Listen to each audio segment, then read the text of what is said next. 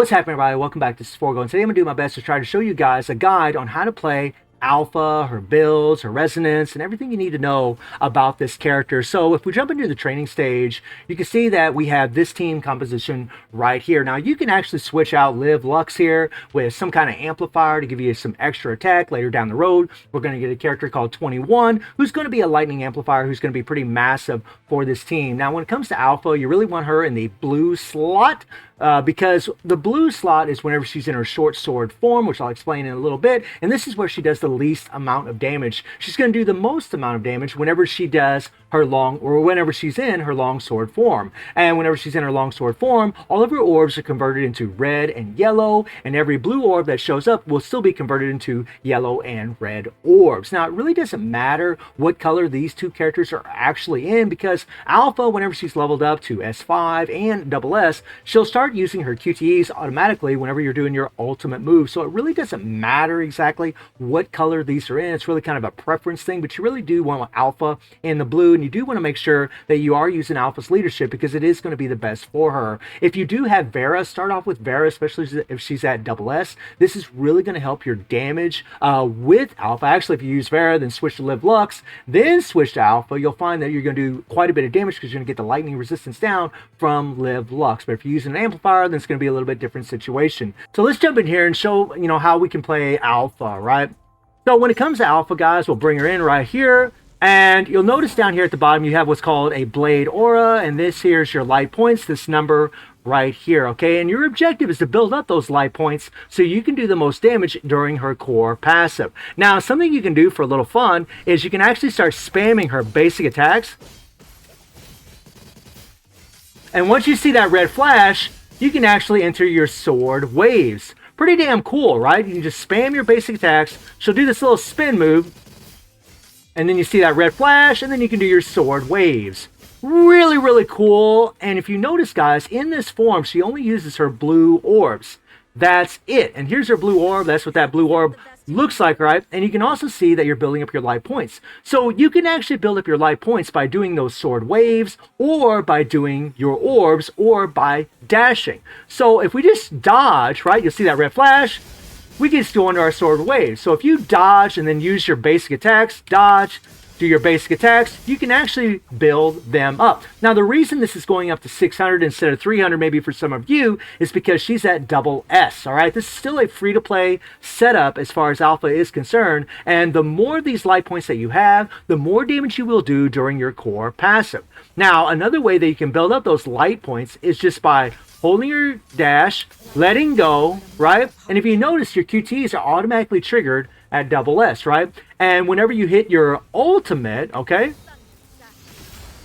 boom, okay, then you'll see that, we're in the long sword form, okay? And these things are red. Now, when the light points are red, what you can do is you can hold your basic attack, and that will actually enter into her core. Just like so. This is a full iframe. That is a full iframe, which is pretty damn awesome. So now you notice, guys, that our light points are down to 0 because we used all of them for the core passive, all right? So again, we could use orbs to build up the light points, right? We can dodge, and we can do sword waves to build up the light points, or we can let it go, right? We can dash and build up even more light points. And your objective, guys, depending on the boss that you're fighting, depending on what you're actually doing, is to build up as many of these light points as you can, so that way you can do more damage whenever you do this. And remember, whenever you have light points here, and you're in longsword form, you can do that core passive. So if I just dodge and I use my sword waves, right there, you'll notice that our light points are actually still white. We need to come across here and dodge, dash, and now they are red. And once they're red, you can do your core passive, right? Pretty simple for the most part. So whenever you use your ultimate, you actually switch between your forms, between long sword form and between short sword form. So now we're in short sword form, right? So again, our light points are actually white. So if we do a dash, and we go all the way across, you can see it's red. And whenever we hit our ultimate and we go into longsword form, we can automatically go into the core passive, which is a full iframe and does a bunch of damage. Depending on the boss that you fight, depends on how many of these life points you actually need. Some bosses won't need as much, some are going to need more. If you're doing a low level of Pain Cage, you won't need that many of those life points. If you're doing a higher level, you'll need more life points, so that way you can do a lot more damage. There's also a couple little follow-ups that you can do. So if you do a red orb and then you hit your basic afterwards, you have a follow-up, which is pretty cool. If we do a yellow orb, you'll have a follow-up also after the yellow orb, which is pretty damn cool. But whenever you're playing with alpha guys, like especially if you're like in Pain Cage, you really want to always be in that longsword form, so that way you can do, you know, her core passive, right?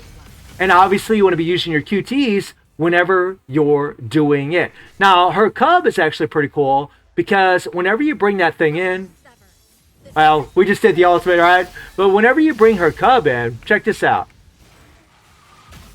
That's pretty cool, right? That little dash there, right? That's pretty cool, right? But she's really not too bad of a character. So again, you're going to drop her in. She's going to be in the short sword form, and you can either dash, dodge, and use your sword waves to build up your light points. You can do this in short sword or long sword, or you can use your orbs to build up light points, or you can dash. Now, when you fully charge your blade aura, you'll be in a full iframe, and you'll have 3 blocks against your opponents. If you do halfway or a little bit, like if I just go like here, that's not going to be an iframe. If I go halfway, that won't be an iframe. But if I go all the way, that would be an iframe. So that is something to keep in mind whenever you're playing this character. Also, whenever she does her ultimate, it has time stop, right?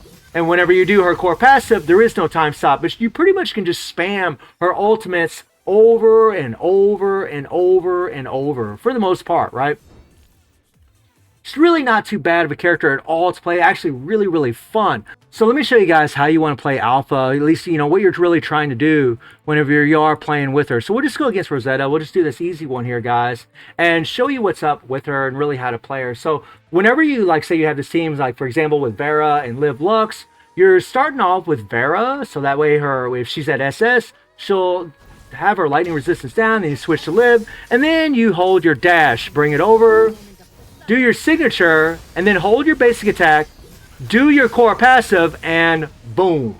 And it's pretty much that simple, guys. Like, she is really, really insane. Now, obviously, when bosses have higher HP, you're going to have to build more stacks than what I just built. I didn't build up very many stacks at all, and was easily able to melt this. And in the early Pain Cage bosses and early Warzone bosses, it's going to be the same way. But as you progress through Pain Cage and as you progress through Warzone, you're going to have to build up more stacks in order to get it done. And remember, you can build up your stacks by doing your sword waves, by doing your dash, or by doing your orbs, all right? And when it comes to building Alpha, this is pretty much what you want her to look like. You're going to use her 4 diesels in slots 1, 2, 3, and 4, or really any one of these, and just have 2 Cotties in the bottom. And for Resonance, I have Ultimate. The reason I have Ultimate, guys, is because I'm going to be taking this character to triple S. If she's triple S and above, you want to have basic attack on top, and you want to have signature move on the bottom. If she is SS3 and below, then you want to have basic on top, and then you want to have attack on bottom, and you'll be good to go. And when it comes to her weapon resonance, what you want to have, guys, is you want to have deadline timing, you want to have glorious afterglow, so deadline timing, incandescence, and you want glorious afterglow. Those are going to be the 3 best for Alpha. And when it comes to her pet, you're going to want to level up, and this is just an S rank pet, you're going to level up Wedge Lightning to increase her lightning damage, and you're going to want to level up Unquenchable Fortitude, which increases her base damage by 100%. It is massive. Remember, her core passive, that plunge attack, is her base attack. That's why you also do the resonance on her memories for base attack on top. A pretty damn godly character, very, very strong. And when it comes to leveling her up as far as SS and SS3 and all this stuff, guys, You can see at SS, aphotic point limit increases to 600, right? Which is awesome. It means all free-to-play players can do that, right? And Resolute Blow gains 50 bonus aphotic points, right? The more points you gain, the more damage you can do. The faster you gain those points, the more damage you can do. If you get her to SS3, which is an extra copy, you get 2 copies you get 2 copies from the banner. Upon entering the battle, the first Resolute Blow cast will restore an addition of 20 signature energy, which is great for her ultimate, and her base damage of single orb skills and Resolute Blow increases by 50%. So a nice damage buff. And then a triple S is just insane, guys. While holding the Adachi, 3 pings will grant a 15% extra damage bonus to base damage of signature, Weave, Karmic Inferno, and Unquenchable Flare's Leaping Thrust increases by 60% and 50% respectively. After entering the battlefield, Alpha's first blade, Radiance, will enhance her sword wave. So she pretty much gets a buff for her core and her core passive, the sword waves, which is nice. And whenever you go beyond triple S, then it's just a bunch of extra damage, pretty much typical of what, Kuro Games has been doing in the game for some time. Usually after triple S, it's where it's just a bunch of damage buffs for signature energy, orb damage, and so on. But that pretty much covers how to play Alpha. She really is a super fun character, a very complex character, but if you play her a certain way, like what I just showed you guys against Rosetta, she really isn't that bad at all. It's really up to you how you want to play the character, whether or not you want to use your sword waves to build up your aphotic points, or whether you want to use your dash to build them up, or you just want to use your orbs. It's really up to you how you want to play her. I think it really depends on the bosses that you're facing, but let me know how you're all feeling about Alpha. Let me know if I missed anything, and I do stream on Twitch and YouTube. The link to Twitch is in the description below, and I hope you enjoyed the video. Thank you for watching. Y'all take care and have a good one. See you, everybody. Take care.